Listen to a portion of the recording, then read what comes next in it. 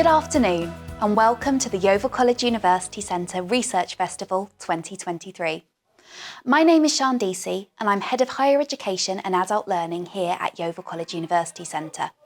It is my absolute pleasure to be introducing today's event. At Yeovil College University Centre, we work in partnership with a range of prestigious awarding bodies and universities to deliver high-quality university-level programmes here in the heart of South Somerset. We pride ourselves on delivering real qualifications that work for real people with busy, time-constrained lives.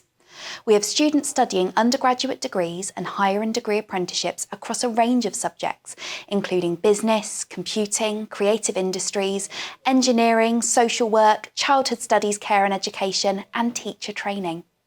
Today, you'll hear from some of these students and discover more about the incredible work they've been undertaking. You will also get the chance to hear from some of our lecturers, academic staff who are undertaking research or further studies alongside their teaching roles here at the college. Now, before we start, there are a few bits of housekeeping to share. First of all, if you're watching via YouTube, you'll have the option at the bottom of your screen to turn on closed captions if you wish to watch with subtitles today. Secondly, please feel free to use the comments function throughout the event to share your thoughts, both with our team and also with others watching today's event. And finally, after today's live broadcast, the Research Festival will remain on YouTube, so you can go back and watch again or share this with others. So, today's event is a Research Festival, a celebration of the work our students and staff at Yeovil College University Centre have undertaken this year. Sometimes it can feel like research and degree-level study are things that happen in far-off places, in big dusty libraries, to people wearing huge robes and funny hats. But actually, research is something that's happening right here in our community. Regular people and professionals who are curious about the world around them and so try to explain, understand and improve things. All of the people presenting here today have had a moment where they've identified a problem that exists, or have spotted a pattern that they couldn't quite explain, or have had a "I wonder if" moment, and have then gone on about trying to solve that problem or explain what they've reserved. Research isn't just something that our students do in order to pass an assessment or achieve their qualification. It's about being curious about the world around us, and it informs our culture here at Yeovil College University Centre. Our staff are engaged in research across a range of different areas, including both subject-specific research and research into education and pedagogy, in order to continually improve the provision we offer here at Yeovil College and Yeovil College University Centre. But beyond this, research isn't just something that happens in educational establishments. We've got some truly incredible employers and businesses in our region who are at the forefront of research and innovation across a breadth of disciplines. Indeed, some of the presentations you'll hear today are from students who were inspired by something they observed or a problem that they encountered in the workplace. These students have brought their academic knowledge and their work-based expertise together in order to come up with innovative solutions to problems. Research is a really important thing. It will be an integral component in solving so many of the challenges we currently face, both globally and locally, and indeed in overcoming challenges we've yet to see in the coming years. Our students have a diverse range of specialisms which will springboard them forward into solving a whole host of problems.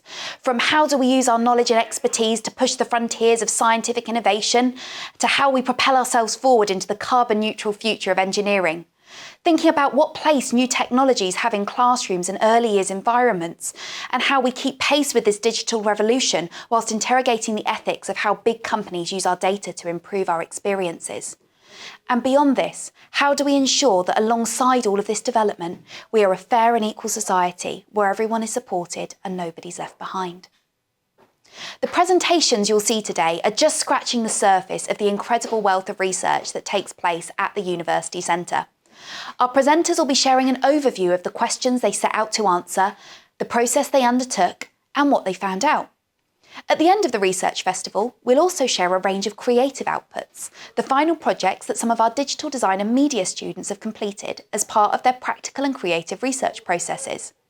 If you've got further questions about any of these topics, we'd really encourage you to share them in the chat. Loads of our team and some of our presenters will be there and able to answer your questions in far more detail. So today's presentations will cover a range of topics, and up first, I'm thrilled to introduce Simon Wyatt, our curriculum coordinator for higher education programmes in engineering, who is presenting a snapshot of his research he's been undertaking as part of his PhD.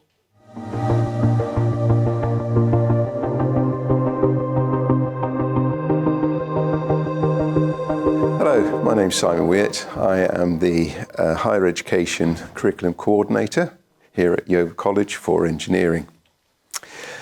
I'm also a PhD research student at Plymouth, and today I'm going to be talking to you about my research project that I'm currently carrying out. It started with the Grenfell Tower disaster. Now, the Grenfell Tower is a 23-storey tower block in London. And at the time, there was 295 people living in that block. Unfortunately, a fire started on the 4th floor, and it spread very rapidly via the outside of the building. The actual fire took over 24 hours to extinguish. There were 40 fire engines involved and over 250 firefighters. The problems they were having in getting the firefighting equipment, the breathing apparatus to the upper floors, got me thinking about how could we use a swarm of firefighting drones to support those firefighting operations. Not only taking equipment to those higher floors, but also actually firefighting. And then this led into the research that I'm currently undertaking. What is my research? Well, the purpose of my research is to create an additive manufactured polymer that could be used to construct autonomous emergency vehicles for use in high temperature and in extreme environments. The research question that arose was, how can a ceramic coating be applied to an additive manufactured polymer in order to create a thermal barrier? The hypothesis of the research is an additive manufactured polymer can be coated or impregnated with a ceramic material to increase its thermal characteristics to approximately 600 degrees C. So this brings on quite significant challenges. The first challenge to overcome is that most polymers, most plastics, have a melting point of 170 to 280 degrees C. And around about 110 degrees C, a polymer will start to deform. It actually reaches what is called its glass transition point. And it's a range around about 110 degrees C, but this is when it starts to deform.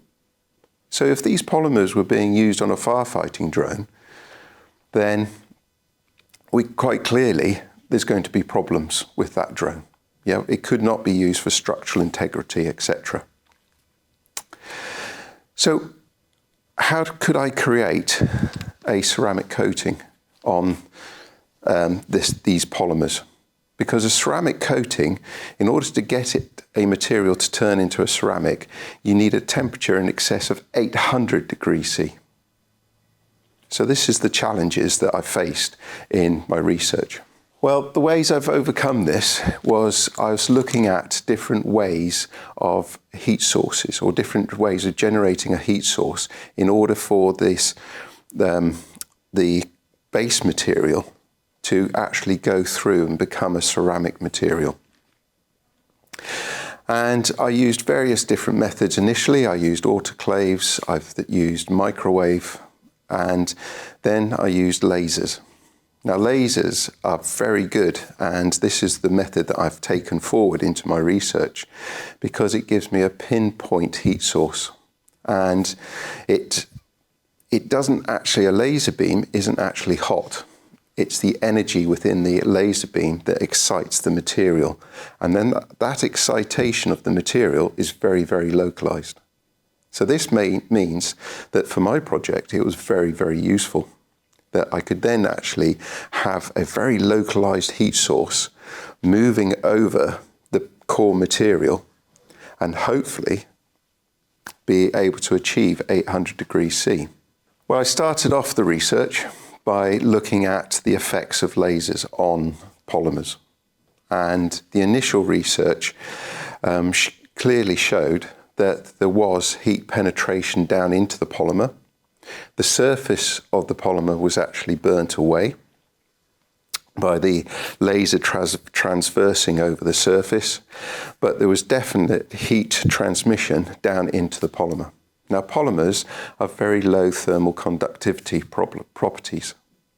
So that indicated that the temperature that I was actually generating with the laser was actually very high. But at this point in time, I didn't know exactly how high I was actually being able to achieve. The first breakthrough moment came when I set up some samples, and I set up the base core material of the coating using a silicon oxide and aluminium oxides. And it was in a powder form at which I'd actually embedded into a 3D printed sample.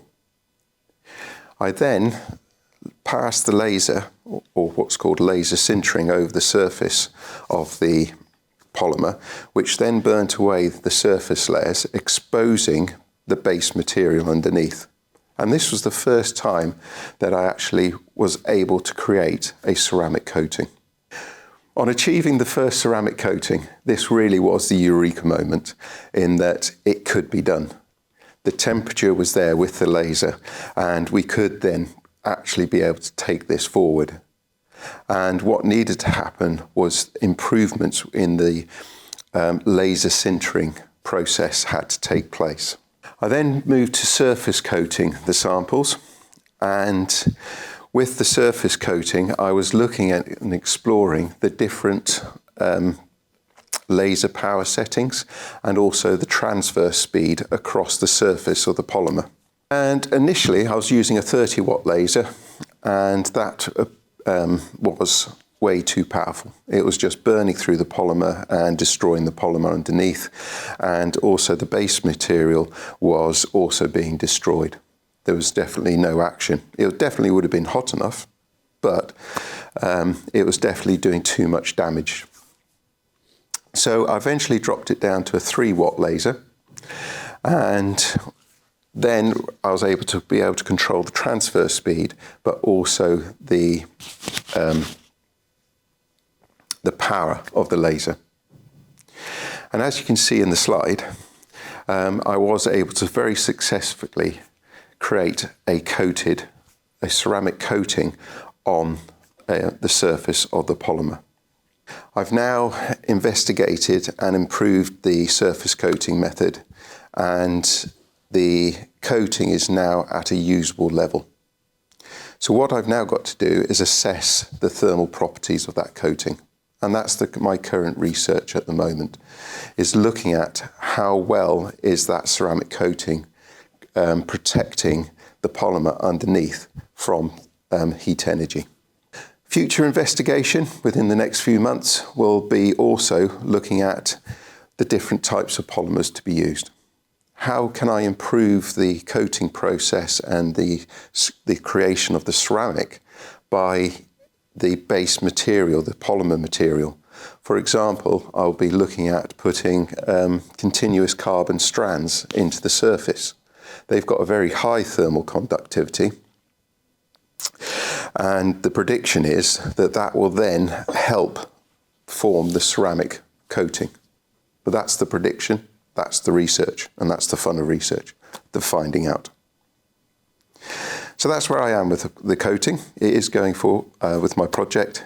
Yeah, thank you very much.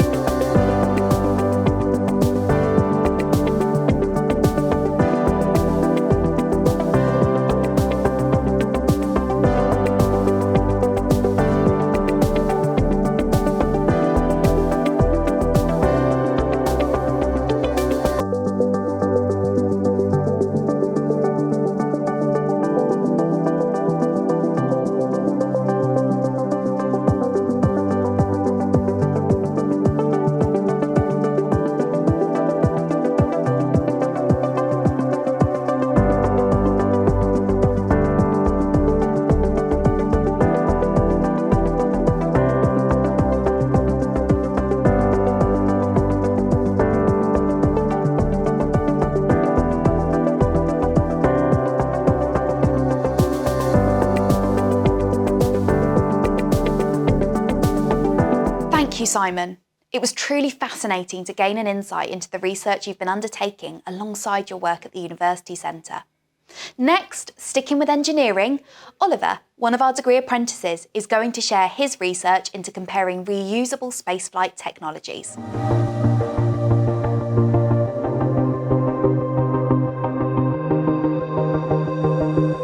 Hi, my name is Oliver Whiten and I'm a degree apprentice working for Heli Operations. Since I was younger, I've always had an interest in spaceflight, all stemming from going to watch the space shuttle at the age of 6. My research project is about finding the most reliable and cost-effective way of getting to space using reusable technology which the space shuttle pioneered.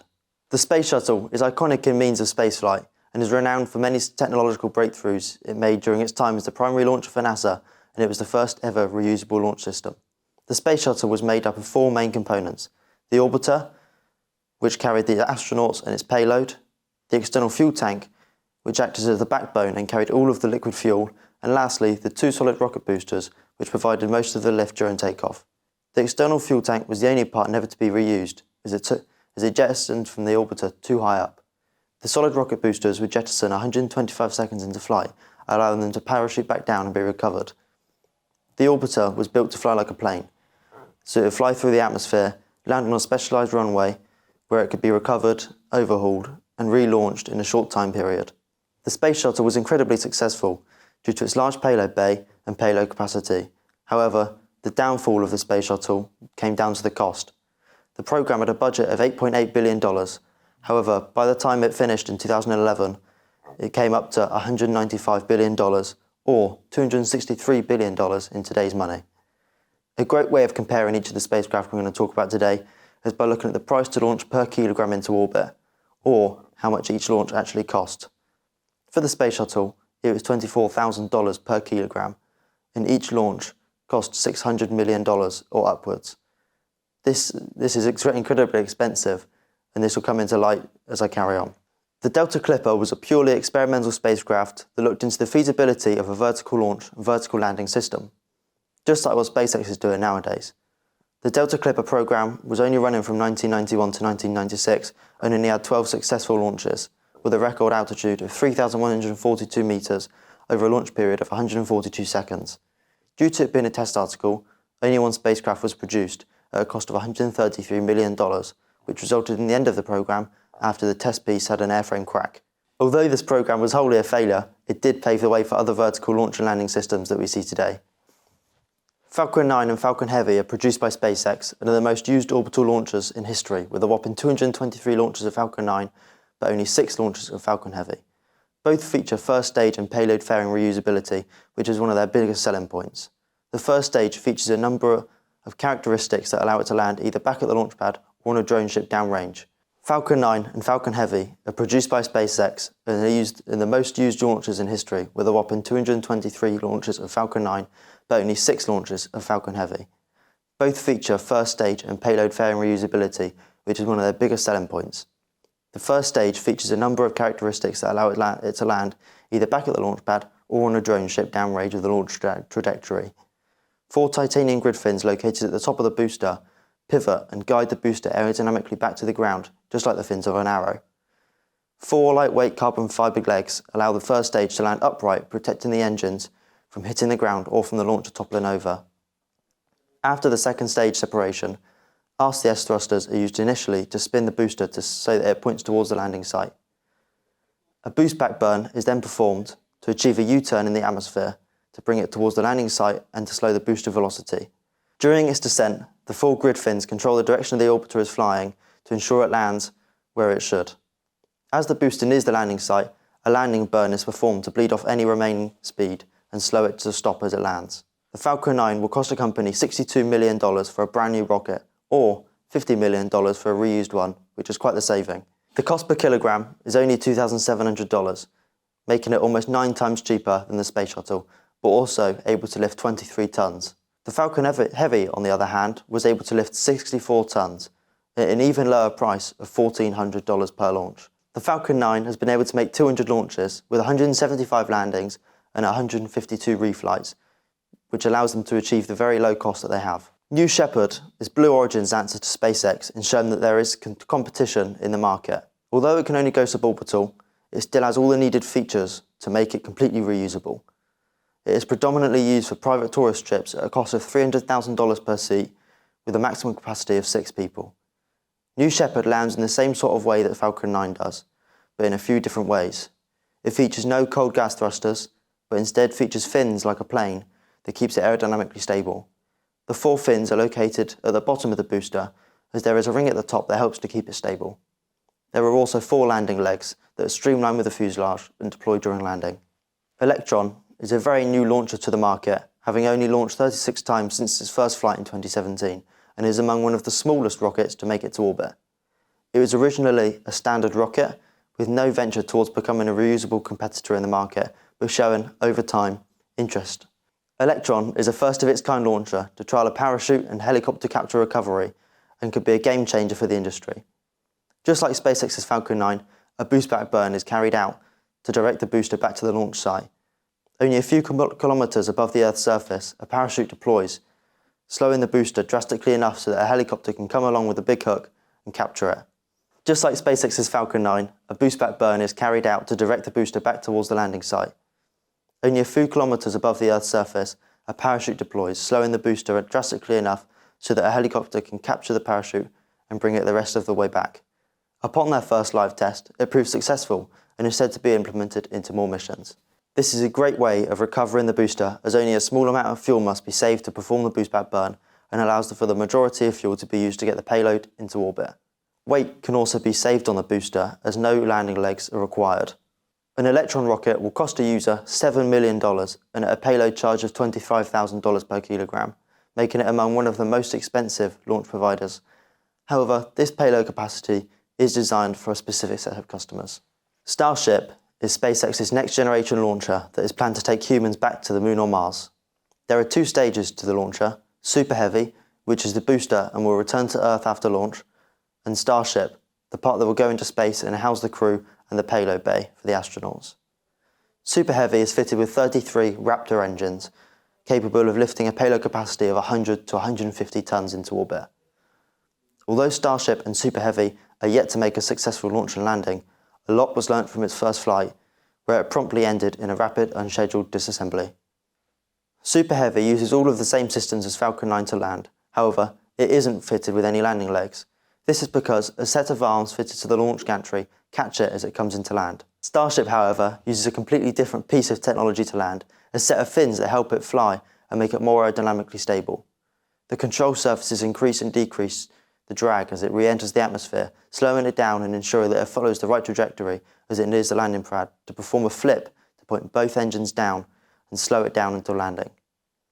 Although there is no set price of how much it will be to launch Starship, it is reported that SpaceX aims for it to be $10 million or less. New Glenn is New Shepard's older and far larger brother, which is in late development. It has many similarities to SpaceX's Falcon 9 in the way that it lands. Instead of having a set of grid fins to control its descent, it uses 4 forward fins, just like the aft one on New Shepard. Something different about New Glenn is that it has 2 permanent lift surfaces fitted to the bottom of the booster, called strakes, which provide extra lift and control upon descent. The first stage of New Glenn is the only part which can be reused. It is stated that it is guaranteed to make at least 25 launches before it must be replaced. Another similarity to SpaceX is that it will use a drone ship downrange from the launch site to provide its landing pad. This is so that more fuel can be used on the ascent rather than having to perform a boost-back burn and waste of fuel. Although New Glenn is still in late development, with the first test article only just been produced, it is hoped to have a price of only $90 million per launch. To conclude, it is clear that a vertical launch and vertical landing system is among the most popular choices when it comes to reusable spaceflight for a number of reasons. A simpler design is required due to it resembling that of a normal first-stage booster, whereas the Space Shuttle was a completely new design and required years of testing until they find a final piece. Although it is amazing to see a first stage come back and land autonomously on a drone ship or back at the launch pad, I believe that the work towards using a parachute recovery system, as seen on the Electron rocket, could pave a new way of reusability, where more fuel can be used on the ascent rather than the need to save fuel on the descent. The reliability seen by SpaceX is amazing, with them having launched over 200 rockets successfully with 152 reflights, allowing them to achieve such low prices to access space, especially when comparing the price to that of the Space Shuttle.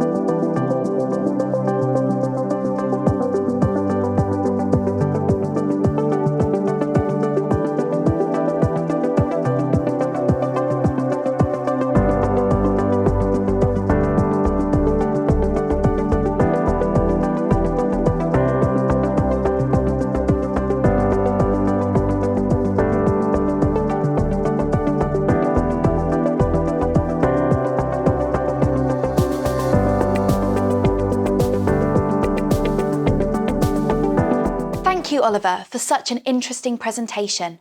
Our next presentation is from Amber, another aerospace engineering degree apprentice, who will be exploring the ways that increasing the sustainability of aircraft may impact upon their efficiency.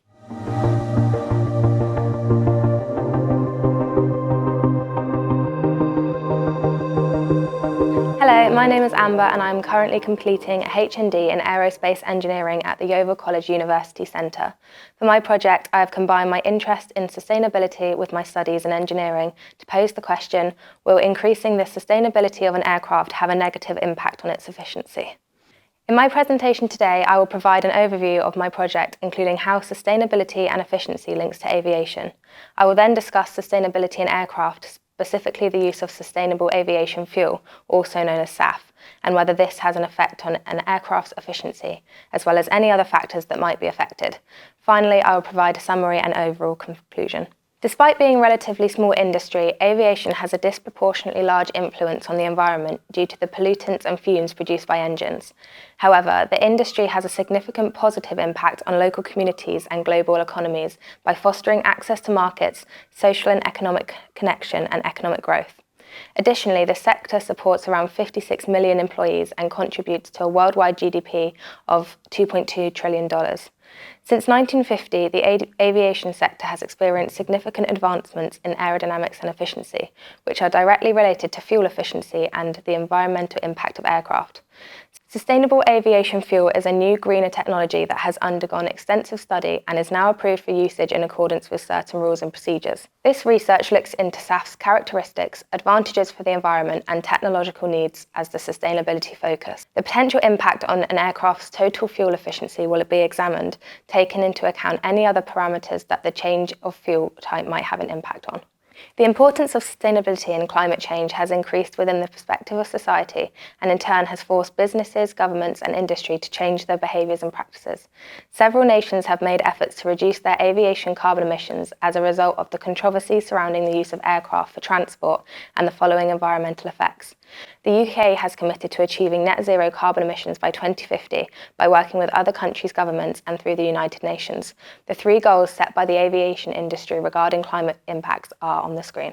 In terms of aviation, efficiency can be measured in a number of ways.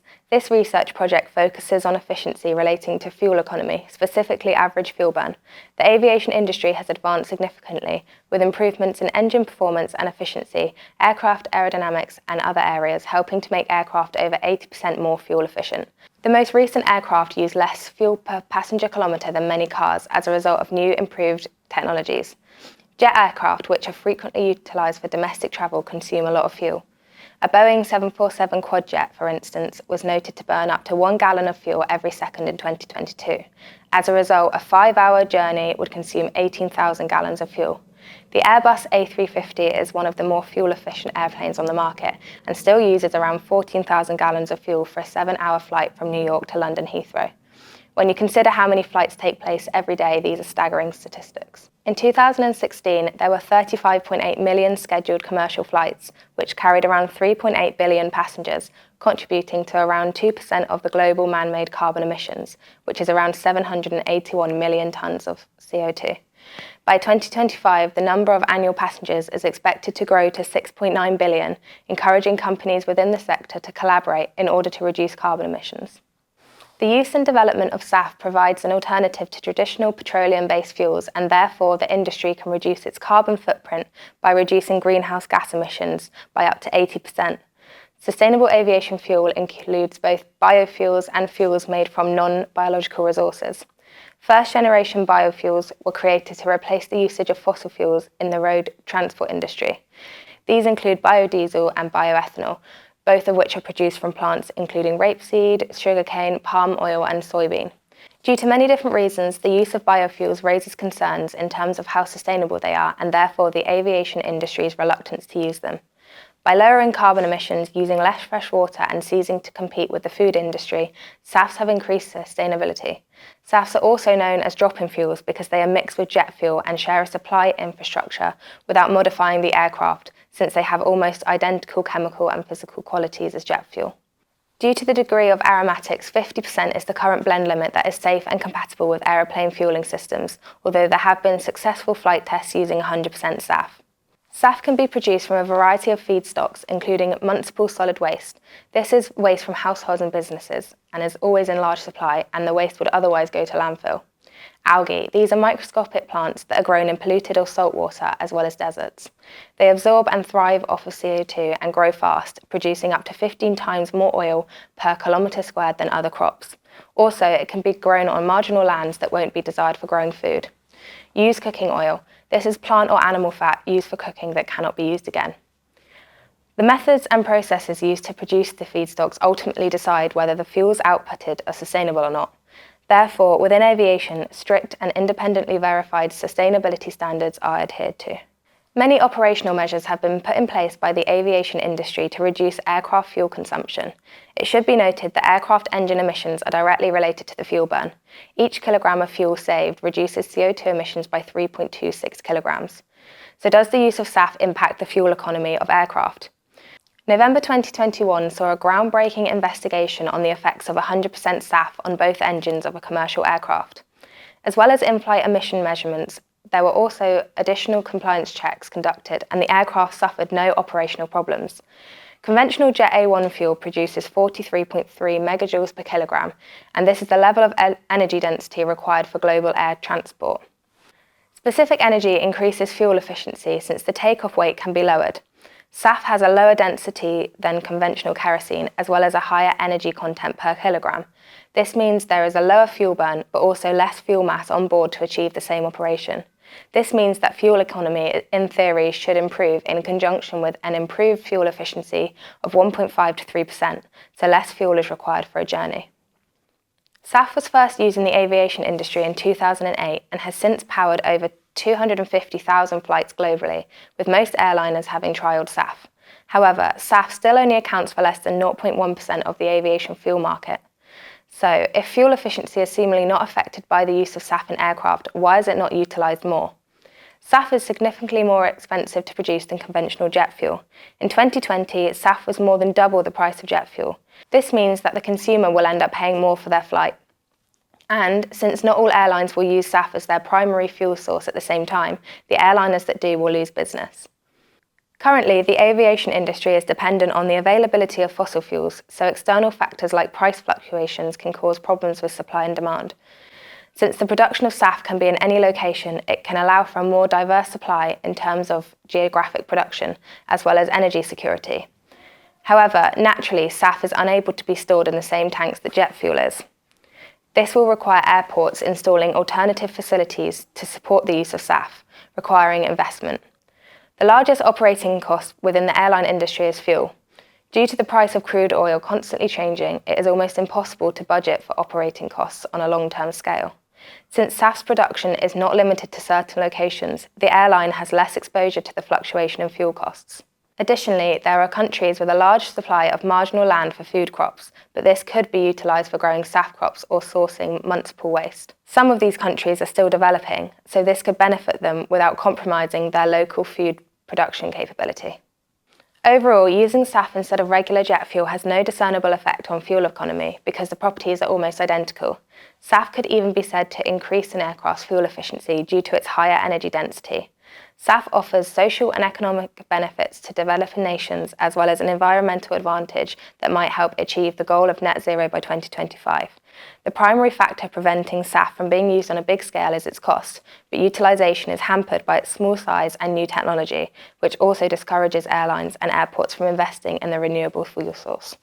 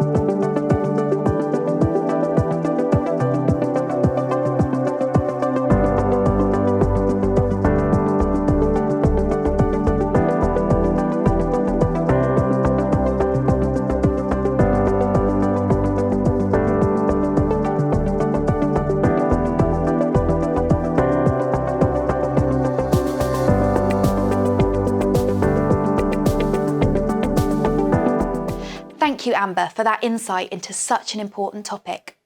Our next presentation comes from one of our Childhood Studies Care and Education students, Ollie, who's been researching at the intersection between technological innovation and education to explore whether virtual reality has a place in the primary classroom.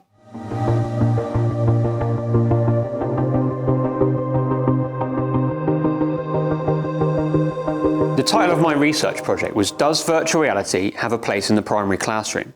And it was designed to discover just that. With consumer-orientated VR headsets available on the market and many off-the-shelf smartphones offering virtual reality-style videos and applications, I wanted to see whether the kind of technology could be brought into the classroom. Moreover, I wanted to find out if it could be used to support teaching practice. One defining reason behind conducting this research was the fact that my setting had purchased a set of 10 VR headsets, and they had been used, but infrequently since being purchased. As someone with an interest in technology, its uses and development, I felt that VR was something that could potentially have benefits to many, if not all, the subjects across the primary curriculum.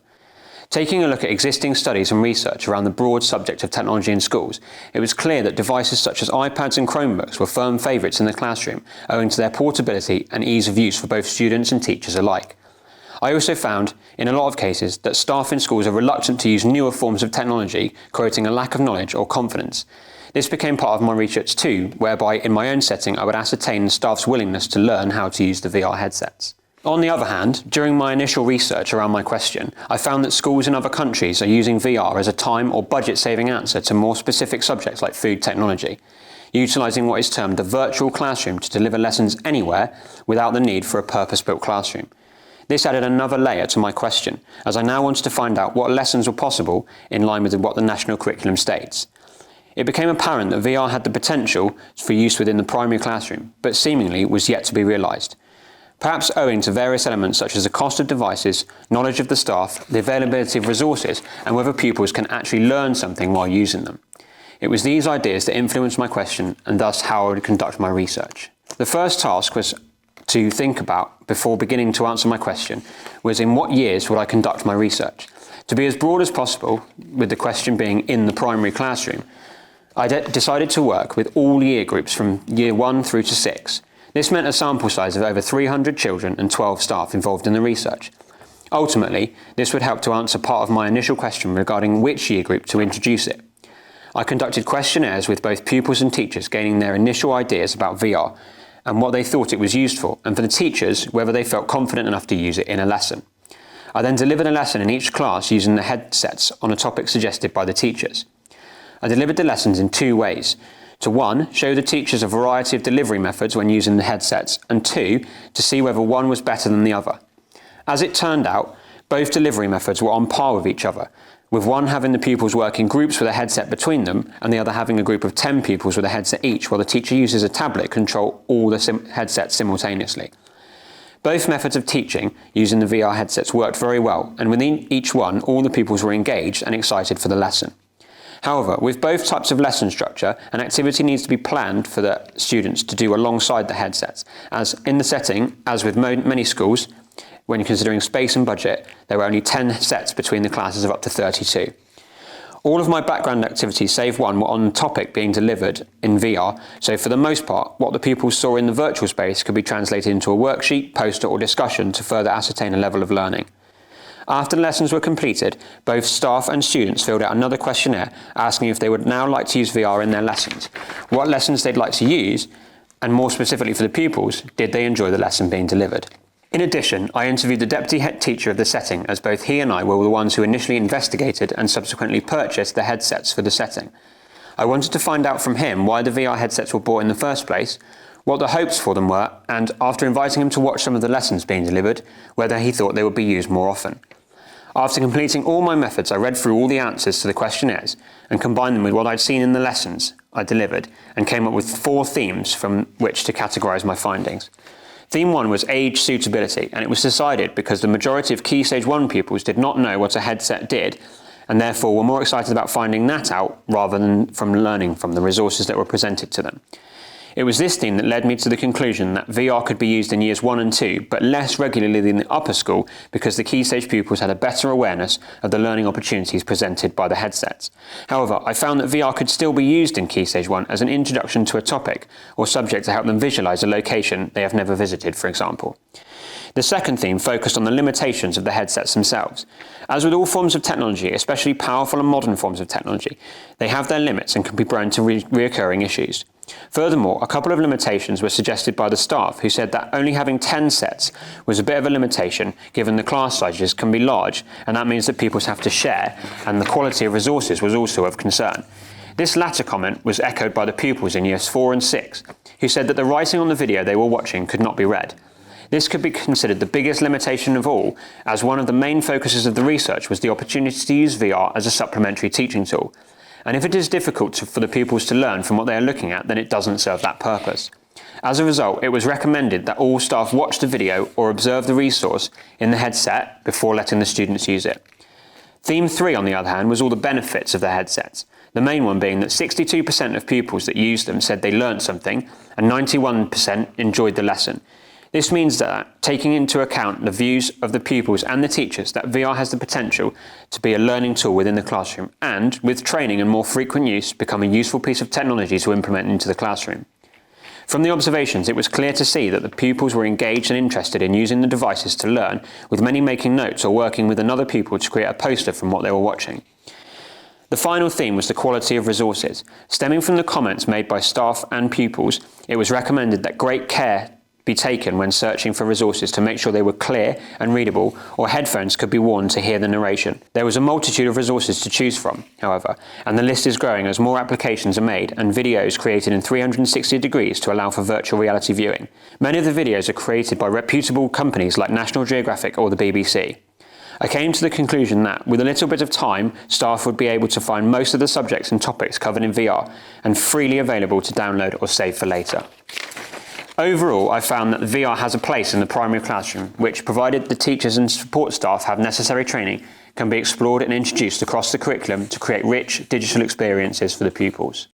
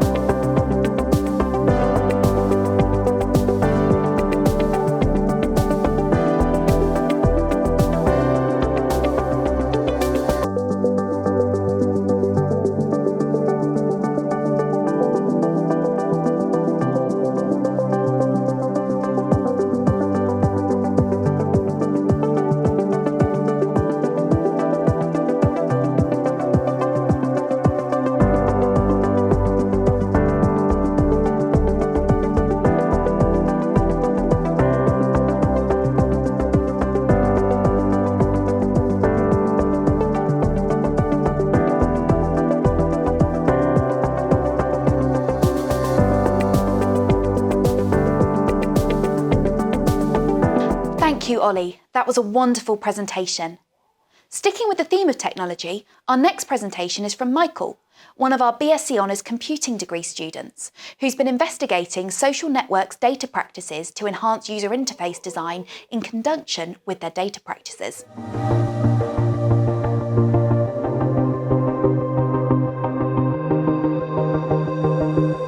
Hello there, my name is Michael Dow. I am a level 6 student of the computing course doing a BSc dissertation. For my project I am investigating social networks, data practices and how they can be used and to enhance UI design in conjunction with the aforementioned practices.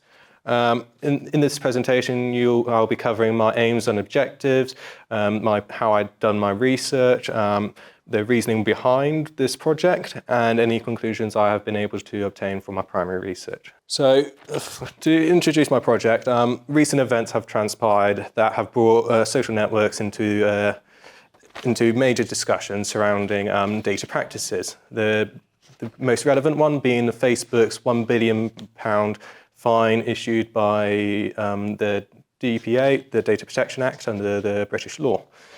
This has been an increasing concern and has caused more people to become more concerned about the data privacy since communication between business and user has not been as effective as it could be. My aims and goals was to investigate social networks, data practices and legislation.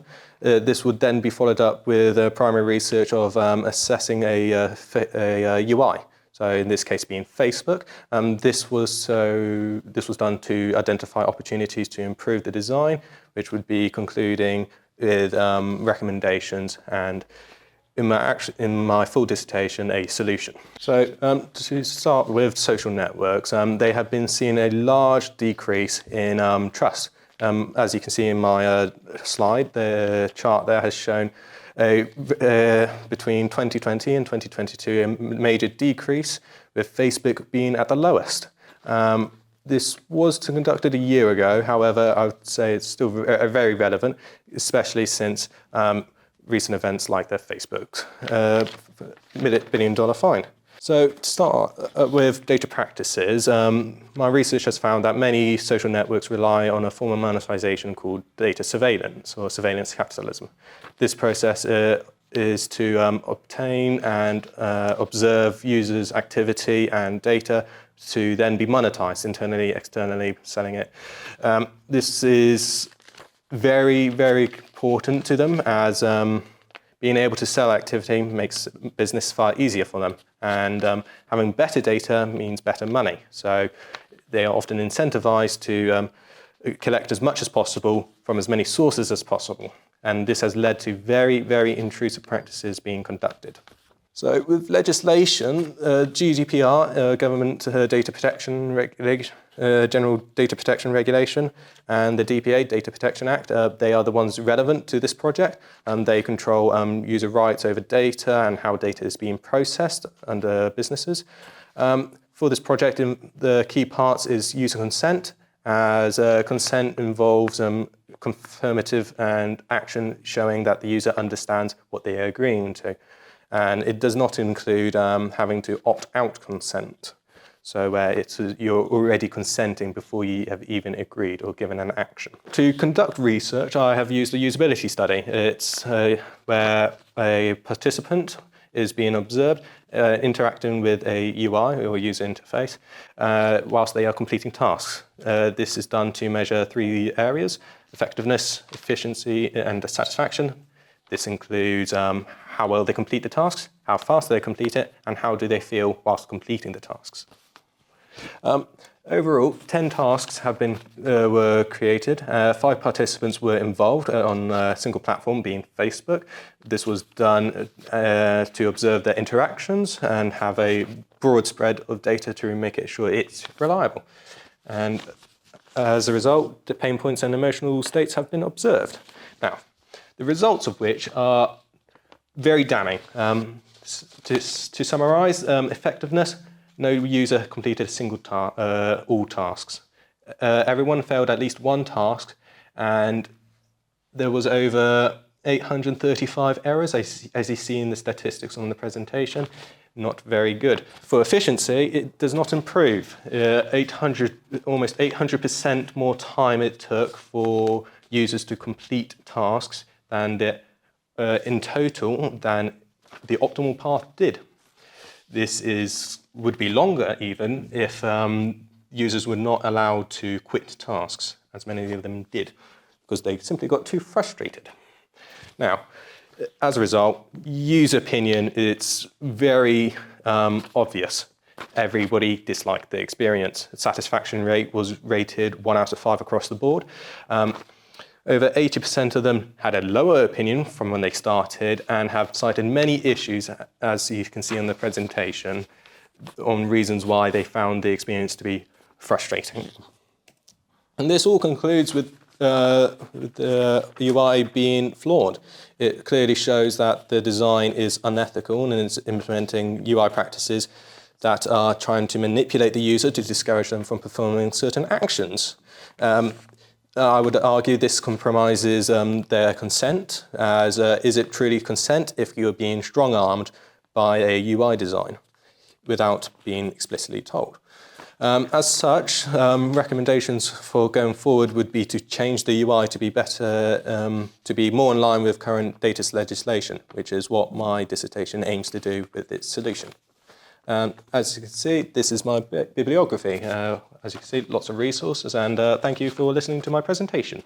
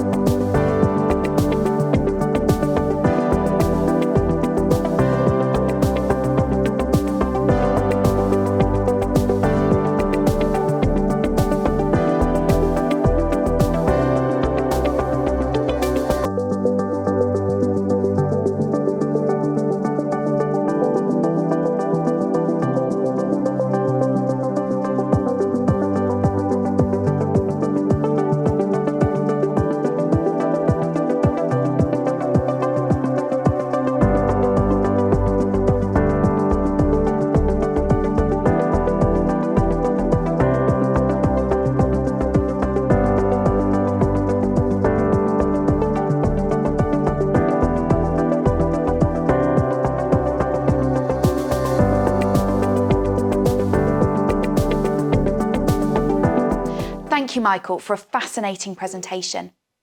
Our final section today will be a showcase of some of the creative outputs our foundation degree digital design and media students have produced across a variety of different formats and media.